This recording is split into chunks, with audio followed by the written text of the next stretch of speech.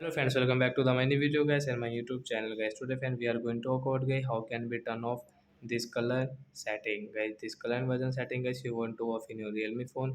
So guys how can you off today? I will show you in this video guys. So before starting video friend first of all go and subscribe the channel guys. Click the bell icon, like the video. So first of all guys you will have to come in your guys phone setting. After on phone setting I scroll it. Friends you can see this type of setting. Friends click on guys your system setting guys. Tap here. Then guys click on accessibility setting guys. Then guys click on guys this vision setting guys. Then guys scroll it. Friends you can see your color inversion is on. So guys tap here. Friends you can see color inversion setting right side this icon guys tap here. Then guys your color inversion will off. Color inversion off. So you can see guys your color inversion will off and guys your phone is normal screen.